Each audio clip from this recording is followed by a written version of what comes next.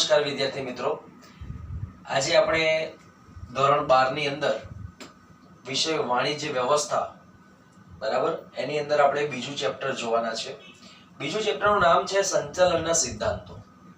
હવે સિદ્ધાંતોની આપણે આગળ બે પ્રશ્નો ભણી ગયા કે સંચાલનનું સ્વરૂપ અને બીજો પ્રશ્ન સંચાલનનું મહત્વ, અને આજે હવે ત્રીજો પ્રશ્ન આપણે જોવાના છે કે સંચાલનની વિચારધારાઓ સમજાવો. વિદ્યાર્થી મિત્રો, સંચાલનની વિચારધારાઓ આપણે જોવાની છે બરાબર. અને આ વિચારધારાઓની અંદર ખાસ જોવા જઈએ વિદ્યાર્થી મિત્રો કે ચાર વિચારધારાઓ મુખ્ય છે બરાબર. એ ચાર વિચારધારાઓ આપણે જોવાની છે. એમાંની આજે સૌથી પહેલી એક વિચારધારા આપણે જોવાના છે બરાબર છે વિદ્યાર્થી મિત્રો. શું કહેવા માંગે છે જુઓ કે સૌથી પહેલા પ્રસ્તાવના આપી છે કે સંચાલન ક્ષેત્રે થયેલા વિવિધ સંશોધનો, અભ્યાસો અને પરિણામોને આધારે કેટલીક વિચારધારાઓ અસ્તિત્વમાં આવી.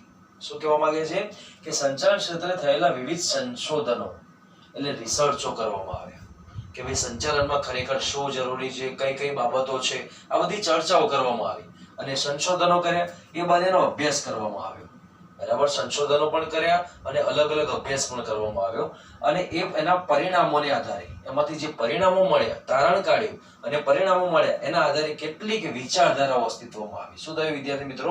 કેટલીક વિચારધારાઓ અસ્તિત્વમાં આવી છે. આ વિચારધારાઓમાં અનેક સંચાલન શાસ્ત્રીઓએ અલગ અલગ મત આપીને જુદા જુદા સિદ્ધાંતો આપ્યા છે. મેં તમને વાત કરી હતી કે વિજ્ઞાનની કોઈ વ્યાખ્યા આપવામાં આવે તો વૈજ્ઞાનિકે આપી એવું કહેવાય, પણ જ્યારે સંચાલનની અંદર જ્યારે બીએ આપણા સબ્જેક્ટની અંદર જ્યારે કોઈ વ્યાખ્યા આપી હોય તો એ સંચાલન શાસ્ત્રીય વ્યાખ્યા આપે છે એવું કહી શકાય બરાબર છે વિદ્યાર્થી મિત્રો. યાદ રાખજો જો કે આ વિચારધારાઓમાં અનેક સંચાલન શાસ્ત્રીઓએ અલગ અલગ મત આપી જુદા જુદા સિદ્ધાંતો આપ્યા છે જેને સંચાલનની વિચારધારા કહે છે. સિમ્પલ શબ્દોમાં કેવું હોય તો કહી શકાય બરાબર. એટલે અલગ અલગ જે વિચારો રજૂ કર્યા છે બરાબર, અલગ અલગ બાબતો જે આપી છે એ રજૂઆતને આપણે શું કહી શકીએ તો સંચાલનની વિચારધારા તરીકે ઓળખી શકીએ બરાબર છે વિદ્યાર્થી મિત્રો. આગળ જોઈએ, પહેલો ટોપિક આજે આપણે ભણવાના છે બરાબર કે પ્રશિષ્ટ વિચારધારાઓ. આમ તો જોવા જઈએ વિદ્યાર્થી મિત્રો ચાર વિચારધારાઓ છે. પહેલી પ્રશિષ્ટ વિચારધારા, બીજી નવપ્રશિષ્ટ વિચારધારા, ત્રીજી આધુનિક વિચારધારા બરાબર, અને ચોથી ચાર વિચારધારાઓ આપણે ભણવાના છે વિદ્યાર્થી મિત્રો. એમાંનો આજે પહેલો ટોપિક આપણે ભણવાના છે કે પ્રશિષ્ટ વિચારધારાઓ બરાબર છે.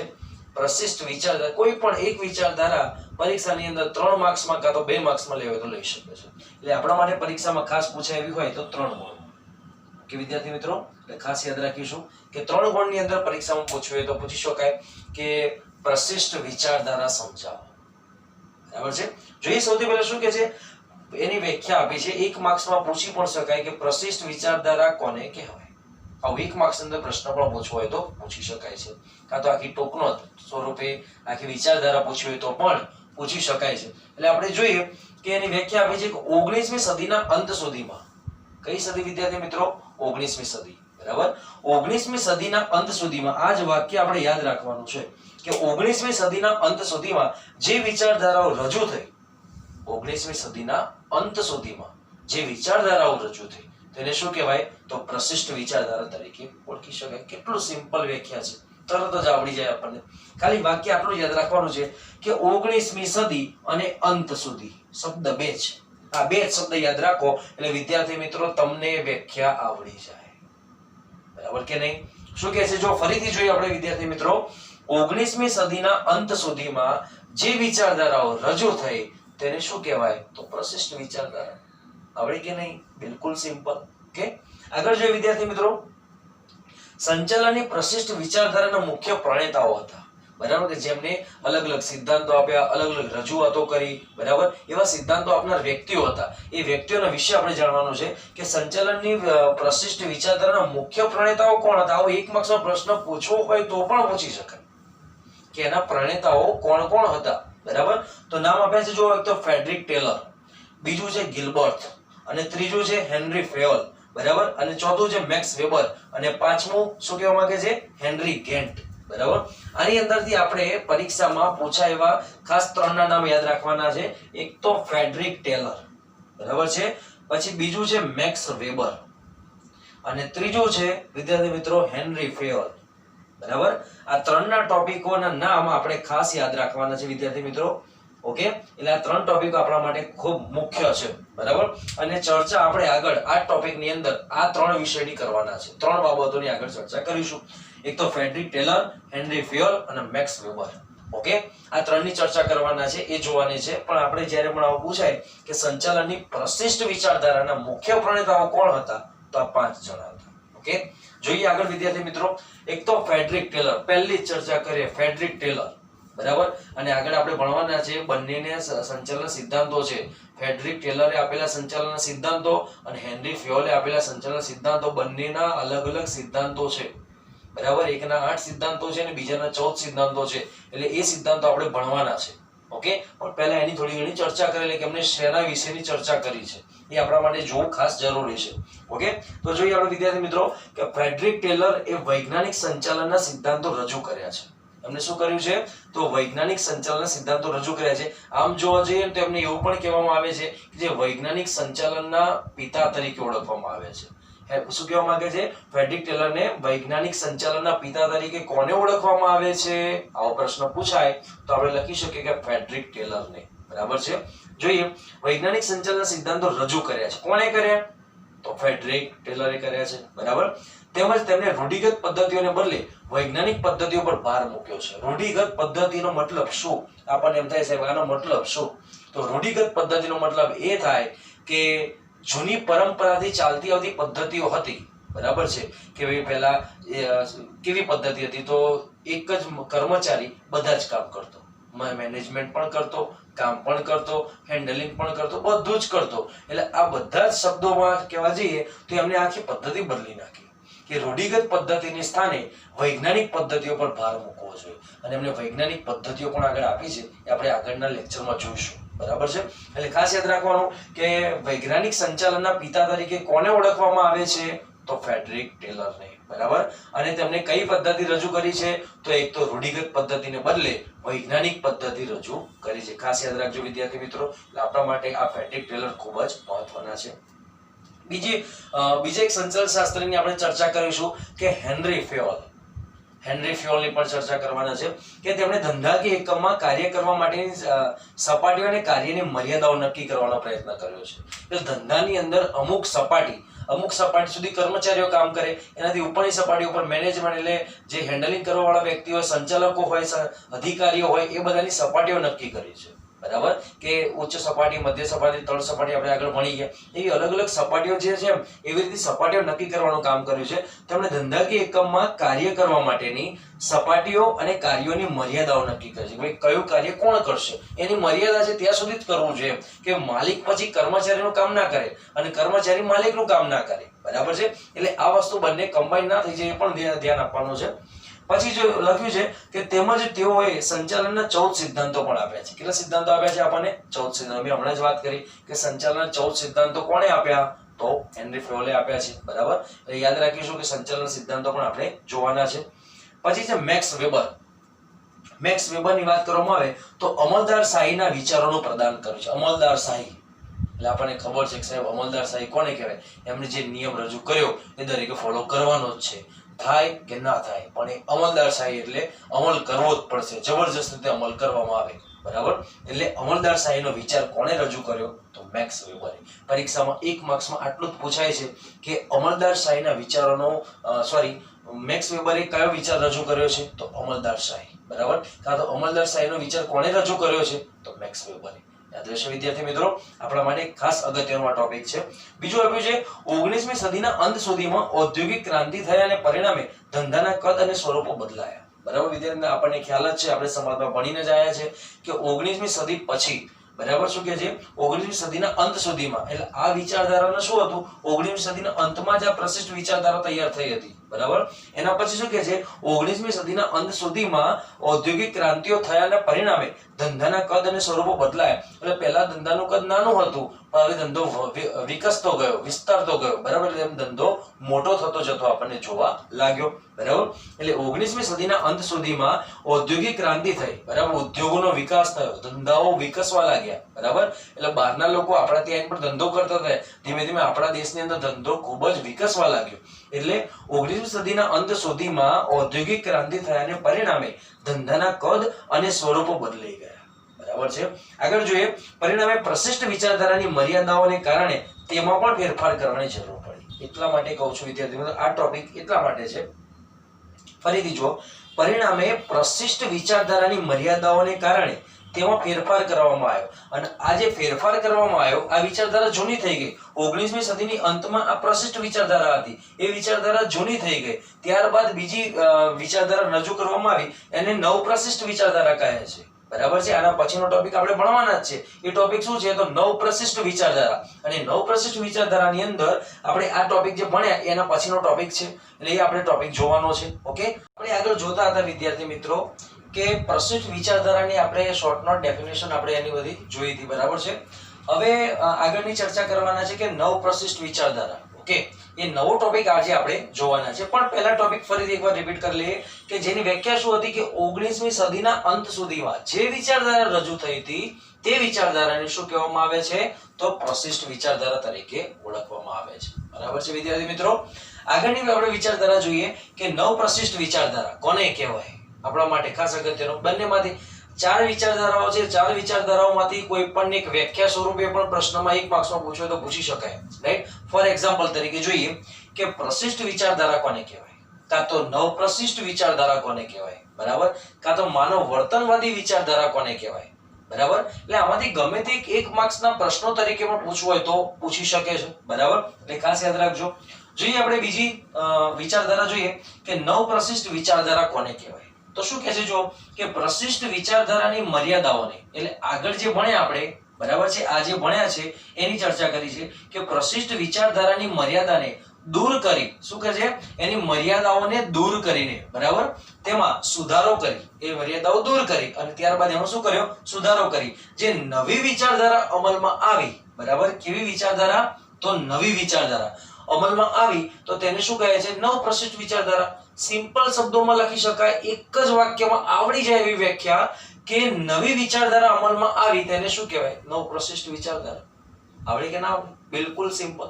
ઓકે, જોઈએ આગળ શું કહેવા માંગે છે કે તેમના પ્રણેતા. આપણે આ વિચારધારાની ચર્ચા કરીએ છીએ કે નવપ્રશિષ્ટ વિચારધારા શું છે? તો નવપ્રશિષ્ટ વિચારધારાની અંદર એના પ્રણેતા કોણ હતા? તો એલ્ટન મેયો. કોણ હતા વિદ્યાર્થી મિત્રો? એલ્ટન મેયો. અને પરીક્ષાના 1 માર્ક્સમાં પૂછાય છે કે નવપ્રશિષ્ટ વિચારધારાના મુખ્ય પ્રણેતા કોણ હતા? તો આપણને આવડે કે ના આવડે? કોણ હતા? એલ્ટન મેયો. બરાબર છે. એટલે યાદ રાખવાનું વિદ્યાર્થી મિત્રો કે નવપ્રશિષ્ટ વિચારધારાના મુખ્ય પ્રણેતા કોણ હતા? તો એલ્ટન મેયો હતા. બરાબર. આગળ ચર્ચા કરીએ. 20મી સદીની શરૂઆતમાં, બરાબર, આ બધી વાતો પતી ગઈ, એના પછીની વાત છે કે 20મી સદીની શરૂઆતમાં એલ્ટન મેયો, આપણે જેમને જોયા કે એલ્ટન મેયોના હોર્થોન પ્રયોગ. એલ્ટન મેયો કયો પ્રયોગ કર્યો હતો? તો હોર્થોન પ્રયોગ કર્યો હતો. બરાબર છે. યાદ રાખજો વિદ્યાર્થી મિત્રો કે હોર્થોન પ્રયોગ દ્વારા એમણે શું રજૂ કર્યું હતું? તો વર્તનવાદી વિચારધારા અમલમાં મૂકી હતી. કેવી વિચારધારા? તો વર્તનવાદી. બરાબર, કે માનવીના વર્તન વિશેની ચર્ચા એમણે કરી હતી કે કર્મચારી કેવી રીતના કામગીરી કરે છે, એનું વર્તન કેવું છે ધંધાની અંદર, એની વિચારધારાની ચર્ચા કરી હતી. એટલા માટે માનવ વર્તનવાદી વિચારધારા આપણે ઓળખી શકીએ અમલમાં આવી હતી. બરાબર. ફરી એકવાર જોઈએ વિદ્યાર્થી મિત્રો કે તેમના પ્રણેતા કોણ હતા? તો એલ્ટન મેયો હતા. બીજું, 20મી સદીની શરૂઆતમાં એલ્ટન મેયોના હોર્થોન પ્રયોગ. કયો પ્રયોગ? હોર્થોન પ્રયોગ દ્વારા વર્તનવાદી વિચારધારા અમલમાં આવી. કઈ વિચારધારા? તો વર્તનવાદી વિચારધારા અમલમાં આવી છે. ઓકે. બીજું, આ વિચારધારામાં એક તો વર્તનલક્ષી, શબ્દ ધ્યાનથી સાંભળજો વિદ્યાર્થી મિત્રો, એક તો વર્તનનો અભ્યાસ કર્યો છે અને એક જૂથ વર્તનનો પણ અભ્યાસ કર્યો છે. રાઈટ. એટલે વર્તનલક્ષી અભિગમ તો સાચો જ છે, વર્તનલક્ષીની ચર્ચા કરી છે તો સાચો જ છે, પણ સાથે જૂથ વર્તન કે કર્મચારી સમૂહમાં કેવી રીતના કામ કરે છે, બરાબર, તેનો પણ એમને શું કર્યો છે? તો અભ્યાસ કર્યો છે. બરાબર. એટલે આવી વિચારધારા એમણે રજૂ કરી છે કે આ વિચારધારામાં વર્તનલક્ષી અને જૂથ વર્તન, બરાબર, એના ઉપર એમણે શું કર્યો છે? ભાર મૂક્યો છે. ઓકે. આગળ જોઈએ. આ વિચારધારામાં અવૈધિક વ્યવસ્થા તંત્ર. વિદ્યાર્થી મિત્રો ખાસ સમજવાનું છે, અવૈધિક વ્યવસ્થા તંત્ર કોને કહેવાય? તો જે ધંધાની અંદર જે કર્મચારીઓ કામ કરે છે તો એ કર્મચારીઓ અંદર એમનો શું કહેવાય? મિત્રતાનો સ્વભાવ આપોઆપ એ કુદરતી રીતે એમનો સ્વભાવ કુદરતી રીતે એ લોકો સાથે મળીને જે કામગીરી કરે છે, મિત્રતા થઈ જાય છે, તો એવી બાબતોને શું કહેવાય? તો અવૈધિક વ્યવસ્થા તંત્ર કહી શકાય. કે કર્મચારીને જ્યારે ગોઠવણી કરવાની હોય, બરાબર, ધંધાની અંદર જ્યારે કર્મચારીની ગોઠવણી કરવાની હોય અને એક કર્મચારી બીજાને નથી ઓળખતો અને એને આપોઆપ કુદરતી રીતે એના સંબંધો ક્રિએટ થાય છે તો એને આપણે શું કહી શકીએ? અવૈધિક વ્યવસ્થા તંત્ર. બરાબર. પછી આવી છે માનવીય સંબંધો અને માનવ વર્તન. એટલે માનવીય સંબંધો આપણે સાચી વાત છે કે વ્યક્તિના માનવીય સંબંધો કેવા છે, કર્મચારીઓ એકબીજા સાથે મળીને કેવી રીતના કામ કરે છે, એટલે માનવીય સંબંધોની પણ એમને ચર્ચા કરી છે. અને માનવ વર્તન એ તો આપણે આગળ ભણ્યા કે માનવ વર્તનનો પણ એમને અભ્યાસ કર્યો છે. ત્રણ બાબતો આપણા માટે ખાસ અગત્યની. એક આ છે કે અવૈધિક વ્યવસ્થા તંત્ર, માનવીય સંબંધો અને માનવ વર્તન, આ વગેરેના વિશેની અમને ચર્ચા કરી હતી. ઓકે, આગળ જોઈએ. આ વિચારધારામાં માનવ વર્તનવાદી વિચારધારા મુખ્ય હતી. કઈ હતી? માનવ વર્તનવાદી વિચારધારા. અને આ ટોપિક અહીંયા પૂરો થાય એટલે આ જ ટોપિકની નવી એક શોર્ટ નોટ એટલે કે એની ટોંકનોટ આપણને જોવાની છે અને એ જ એક વિચારધારા છે. આની અંદર એમને જે વિચારધારા રજૂ કરી છે જેમ કે માનવ વર્તનવાદી વિચારધારા, અને એના વિશે જ આપણે આગળ ડિટેલમાં ભણવાનું છે. ખ્યાલ આવે કે નહીં વિદ્યાર્થી મિત્રો? ઓકે, ફરી એકવાર જોઈ લઈએ. સૌથી પહેલી હતી પ્રશિષ્ટ વિચારધારા. એની વ્યાખ્યા શું હતી? તો 19મી સદીના અંત સુધીમાં જે વિચારધારા રજૂ થઈ તેને કઈ કહેવાતી હતી? તો પ્રશિષ્ટ. હવે જોઈએ નવ પ્રશિષ્ટ, કે જે પ્રશિષ્ટની અંદર જે મર્યાદાઓ દૂર કરીને નવી શું કહે છે, નવી વિચારધારા અમલમાં મૂકી એટલે એને શું કહેવાય? નવ પ્રશિષ્ટ વિચારધારા. ઓકે, અને એના મુખ્ય પ્રણેતા કોણ હતા નવ પ્રશિષ્ટના? તો એલ્ટન મેયો. એમને કયો પ્રયોગ કર્યો હતો? તો હોર્થોન પ્રયોગ કર્યો હતો. હોર્થોન પ્રયોગ દ્વારા કઈ બાબતો એમણે રજૂ કરી? તો વર્તનલક્ષી અભિગમ અને જૂથ વર્તનલક્ષી અભિગમ. બરાબર, આ બંને રજૂ કર્યા હતા. અને ત્યારબાદ એમણે આ વિચારધારામાં શું કર્યું? તો અવૈધિક વ્યવસ્થા તંત્ર, માનવીય સંબંધો અને માનવ વર્તન વગેરેનો સમાવેશ તેમણે કર્યો હતો. અને આ બાબતોમાં એક મુખ્ય બાબત કઈ હતી? તો માનવ વર્તનવાદી વિચારધારા મુખ્ય હતી, જે આપણે આગળની શોર્ટ નોટ જોવાના છે. રાઈટ, એટલે બધું કમ્બાઈન છે, એકબીજાની અંદરથી જ નીકળે છે. એટલે ખાસ યાદ રાખજો કે પ્રશિષ્ટમાંથી નવ પ્રશિષ્ટની વ્યાખ્યા નીકળી અને નવ પ્રશિષ્ટમાંથી વર્તનવાદી વિચારધારા નવી આપણે જોવાના છે. ખ્યાલ આવી ગયો વિદ્યાર્થી મિત્રો? આગળ જોઈએ માનવ વર્તનવાદી વિચારધારા. બરાબર, હવે માનવ વર્તનવાદી વિચારધારા શું કહે છે? કે સંચાલન એ અન્ય વ્યક્તિઓ પાસેથી કામ લેવાની કળા છે. આપણે પહેલા ચેપ્ટરની અંદર પહેલી જ વ્યાખ્યા ભણી ગયા છે. બરાબર, જે કોણે આપી હતી? તો કુંતજ અને ઓડોનલે. રાઈટ, શું આપી હતી? કે સંચાલન એ અન્ય વ્યક્તિઓ પાસેથી કામ લેવાની કળા છે. રાઈટ, આ ટોપિક આપણે આગળ ભણી ગયા હતા. જોઈએ આગળ. પ્રોફેસર ઉર્વિકના મતે એક સરસ સંચાલન શાસ્ત્રી એક વ્યાખ્યા આપી છે. પ્રોફેસર ઉર્વિક, ત્યાંથી સાંભળજો કે તમે તમારા માણસને સાચવશો, તમે તમારા માણસને સાચવશો તો તમારા માણસો તમારું બધું જ સંભાળી લેશે. આનો મતલબ એ થયો કે માલિક જો કર્મચારીને સાચવે, માલિક જો કર્મચારીનો સમયસર પગાર કરે, માલિક જો કર્મચારીને જોઈતી ફેસિલિટી આપે, એના જીવન માટે દરેક પ્રવૃત્તિઓ કરતો થાય, બરાબર, માલિક જો કર્મચારીને ફક્ત સાચવશે તો કર્મચારી માલિકનું બધું જ કામ કરી લેશે. આનો અર્થ એ જ થાય. ખ્યાલ આવે કે નહીં વિદ્યાર્થી મિત્રો? ફરીવાર વ્યાખ્યા જોઈએ. પ્રોફેસર ઉર્વિકના મતે તમે તમારા માણસોને સાચવશો તો તમારા માણસો તમારું બધું જ સંભાળી લેશે. સાચી વાત છે કે નહીં? બરાબર, ફોર એક્ઝામ્પલ તરીકે આપણે જોઈએ કે આપણા પપ્પા આપણને સાચવે છે. બરાબર, આપણે નાના હતા એટલે આપણને સાચવે છે. જ્યારે આપણે મોટા થઈએ છીએ ત્યારે આપણે કોને સાચવીએ છીએ? તો પપ્પાને સાચવીએ છીએ. રાઈટ, એટલે એ આપણી ફરજ છે. એવી રીતના ધંધાની અંદર પણ એ જ બાબત છે. રાઈટ, કે ધંધામાં શું કહેવા માંગે છે? કે માલિક જો કર્મચારીને સાચવે તો કર્મચારીઓ પણ માલિકના બધા જ કામો કરી લે છે. બરાબર, આ વ્યાખ્યા કોણે આપી હતી? તો પ્રોફેસર ઉર્વિક. ઓકે, આગળ જોઈએ વિદ્યાર્થી મિત્રો કે સંચાલનના કાર્યનું કેન્દ્રબિંદુ માનવ વર્તન અને માનવ સંબંધોનો છે. એટલે કેન્દ્રબિંદુ શું છે? સંચાલનનું મુખ્ય કાર્ય, મુખ્ય કેન્દ્ર શું છે? તો માનવ વર્તન. બરાબર, અને બીજું માનવ સંબંધો. વર્તન, માનવ વર્તન ઉપરથી એના સંબંધો ક્રિએટ થાય છે. માનવીના સંબંધો કેવી રીતના ક્રિએટ થાય? તો એનું વર્તન હોય એ પ્રમાણે થાય. હવે વ્યક્તિનું વર્તન જ સારું ના હોય તો એ ક્યાંથી સંબંધ ક્રિએટ કરવાનો છે? રાઈટ, એટલા માટે સંચાલનનું કાર્યનું શું કહે છે? કાર્યનું કેન્દ્રબિંદુ માનવ વર્તન અને માનવ સંબંધોનું ખાસ જોવા મળે છે. આગળ જોઈએ. આ વિચારધારા કર્મચારીના કાર્ય સંતોષ અને કાર્યક્ષમતા ઉપર ભાર મૂકે. આપણે શબ્દને સમજવાનો છે. સૌથી પહેલા આવે છે કે કાર્ય સંતોષ, એટલે કાર્ય કરવામાં એને સંતોષ થતો હોય. કર્મચારી જે પણ કામગીરી કરે છે, બરાબર, કર્મચારી અંદર જે પ્રવૃત્તિ કરે છે એમાંથી એને સંતોષ મળવો જોઈએ. એટલે સંતોષ ક્યારે મળે? તો સૌથી પહેલા તો એનો પગાર નિયમિત થાય, એને બોનસ મળતું હોય, બરાબર, કંઈક ને કંઈક સારી ફેસિલિટી કંપનીમાંથી મળતી હોય તો એ કામ સારું કરવાનો છે અને કામ સારું કરશે એટલે એને પોતાને એમ થશે કે ભાઈ મારું કાર્યમાં સંતોષ મને થયો છે. રાઈટ, આગળ જોઈએ વિદ્યાર્થી મિત્રો કે કાર્યક્ષમતા, કામ કરવાની ક્ષમતા. હવે કર્મચારી એની પાસે આવડત કેટલી છે, એની પાસે અનુભવ કેટલો છે, એના આધારે કામ કરવાનો છે.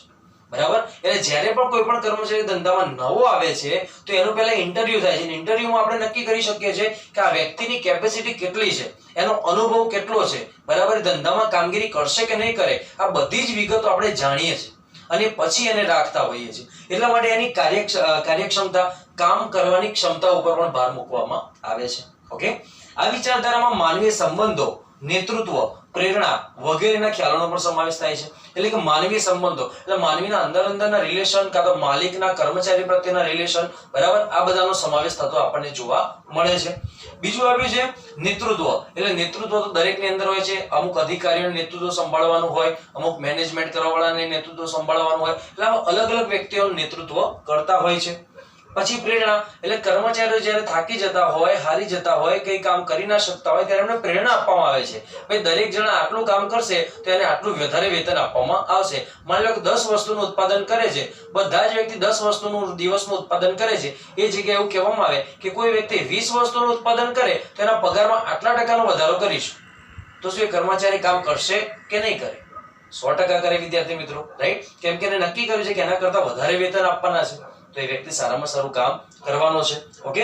એટલા માટે કહી શકાય કે માનવીય સંબંધો અને નેતૃત્વ અને પ્રેરણા આ વગેરેના ખ્યાલનો સમાવેશ થતો જોવા મળે છે. એટલે આ માનવ વર્તનવાદી વિચારધારા આપણે એને કહી શકીએ. અને માનવ વર્તનવાદી વિચારધારામાં આ વ્યાખ્યા આપણા માટે મોસ્ટ આઈએમપી 1 માર્ક્સમાં પરીક્ષામાં પૂછાય કે પ્રોફેસર ઉર્વિકે કઈ વ્યાખ્યા આપી હતી, બરાબર, કે તમે તમારા માણસોને સાચવો, તમારા માણસ તમારું બધું જ કામ સંભાળી લેશે. ઓકે. આપણે 3 વસ્તુ યાદ રાખવાની છે વિદ્યાર્થી મિત્રો, જે પરીક્ષામાં વધુ પૂછાય એવું 1 માર્ક્સની અંદર પૂછાય એવું ફરીથી જોઈએ.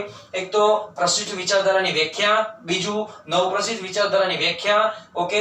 નવપ્રશિષ્ટ વિચારધારાના મુખ્ય પ્રણેતા કોણ હતા? તો એલ્ટન મેયો હતા. એમને કયો પ્રયોગ કર્યો હતો? તો હોર્થોન પ્રયોગ કર્યો હતો. એ પ્રયોગ દ્વારા કઈ વિચારધારાઓ રજૂ કરી? તો વર્તનલક્ષી અને જૂથ પ્રવૃત્તિ, જૂથ વર્તન રજૂ કર્યું છે, બરાબર. અને વિચારધારામાં વૈદિક વ્યવસ્થા તંત્ર, માનવીય સંબંધો અને માનવ વર્તન વગેરેનો સમાવેશ પણ કર્યો છે.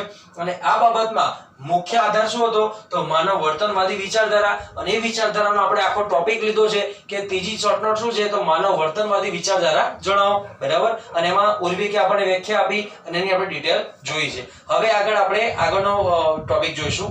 જોતા હતા વિદ્યાર્થી મિત્રો કે માનવ વર્તનવાદી વિચારધારા આપણે જોઈ અને હવે નવી વિચારધારા જોવાના છે, જેનું નામ છે આધુનિક વિચારધારા, બરાબર છે. આ 4 વિચારધારાઓ આપણે જોઈ છે. પહેલું કીધું પ્રશિષ્ટ વિચારધારા, એમાંથી સુધારો કરી નવી બની નવપ્રશિષ્ટ વિચારધારા, અને એની અંદરથી નવી ઉદ્ભવી માનવ વર્તનવાદી વિચારધારા, અને છેલ્લી વિચારધારા જે આધુનિક છે, લેટેસ્ટ પ્રકારની વિચારધારા. જોઈએ શું કહેવા માંગે છે વિદ્યાર્થી મિત્રો કે 1960 પછી ઉદ્યોગ ક્ષેત્રે કેટલાક પરિવર્તનો આવે. કઈ સાલમાં? 1960, બરાબર. એટલે 1960 પછી ઉદ્યોગ ક્ષેત્રોમાં ઘણા બધા પરિવર્તનો આવે. ધંધાકીય ક્ષેત્રોમાં વિકાસ થયો, ધંધાનો વધારો થયો, બરાબર. નાના ધંધાવાળા મોટા થયા, મોટા ધંધાવાળા એકદમ વધારે વિસ્તૃત થતા ગયા. એટલે કહેવાનો મતલબ એ છે કે 1960 પછી ઉદ્યોગ ક્ષેત્રોમાં કેટલાક પરિવર્તનો આવ્યા, ઘણા બધા પરિવર્તનો આવ્યા. આ પરિણામને સંચાલનની આધુનિક વિચારધારાની જરૂરિયાત ઊભી થઈ. હવે જેમ જેમ ધંધો વિકસતો જાય, મોટો થતો જાય, એમ એની અંદર પણ શું કહેવા માંગે? તો આધુનિક વિચારધારા એટલે નવી પ્રકારની વિચારસરણી હોવી જરૂરી છે. કંઈક નવીનતા, કંઈક નવી બાબતો હવે ધંધા માટે જરૂરી છે, રાઈટ? એકને એક બાબત લાંબો સમય ચાલતી નથી, બરાબર. એટલે ખાસ યાદ રાખો વિદ્યાર્થી મિત્રો, એટલે આધુનિક વિચારધારાની પણ જરૂરિયાત ઊભી થઈ હતી. ઓકે. પછી શું કહે છે કે સંચાલનની સાથે સમાજશાસ્ત્ર, બરાબર, સમાજશાસ્ત્ર. બીજું છે મનોવિજ્ઞાન. ઓકે. ત્રીજું આંકડાશાસ્ત્ર, ગણિતશાસ્ત્ર, પછી આઈટી ક્ષેત્ર, બરાબર. આ વગેરેનો વિકાસ થયો વિદ્યાર્થી મિત્રો. જેમ જેમ ઉદ્યોગો વધ્યા, જેમ જેમ ધંધાકીય ક્ષેત્રનો વધારો થયો, એમ સમાજશાસ્ત્ર, મનોવિજ્ઞાન આ બધા વિષયો આવે છે. એ વિષયોનો અને આંકડાશાસ્ત્ર, ગણિતશાસ્ત્ર, આઈટી ક્ષેત્ર. આઈટી ક્ષેત્ર આપણે એને કહી શકીએ જેને ઇન્ફોર્મેશન ટેકનોલોજી કહેવાય. અને 1 માર્ક્સમાં પૂછાય છે આઈટી નું પૂરું નામ શું છે? તો શું કહેવાય? ઇન્ફોર્મેશન ટેકનોલોજી, જે કોમ્પ્યુટર માટેની બાબત છે. કોમ્પ્યુટરની તમામ વિગતો એ આઈટી ક્ષેત્રની અંદર આવે છે, બરાબર. એટલે વગેરે બાબતોનો શું થયો? તો વિકાસ થતો આપણને જોવા મળે. ઓકે. છેલ્લી બાબત જોઈએ કે આ વિચારધારામાં કુંતજ અને ઓડોનલ કોણ હતા એ જોવાનું છે. તો પહેલું નામ છે કુંતજ અને ઓડોનલ, બરાબર છે. બીજું નામ છે જ્યોર્જ આર ટેરી, બરાબર. ત્રીજું નામ છે પીટર ડ્રકર, અને ચોથું નામ છે સિક્કે પ્રહલાદ, બરાબર. આ વગેરેનો ફાળો આ આધુનિક વિચારધારાની અંદર રહેલો છે.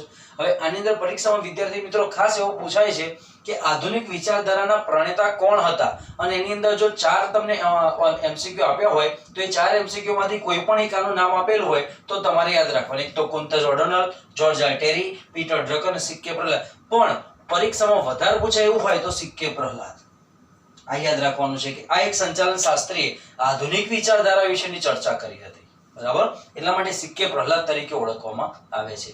યાદ રહેશે વિદ્યાર્થી મિત્રો, આપણે 4 વિચારધારાઓ જોઈ છે. 4 વિચારધારાઓ 3 માર્ક્સમાં કોઈ પણ એક પરીક્ષામાં પૂછાઈ શકે છે. એટલે આપણા માટે ખાસ અગત્યનો મોસ્ટ આઈએમપી પ્રશ્ન કહેવાય તો પણ કહી શકાય. પ્રશિષ્ટ વિચારધારા, નવપ્રશિષ્ટ વિચારધારા, માનવ વર્તનવાદી વિચારધારા અને આધુનિક વિચારધારા, આ 4 ટોપિકો આપણે ભણ્યા. ઓકે, નમસ્કાર વિદ્યાર્થી મિત્રો.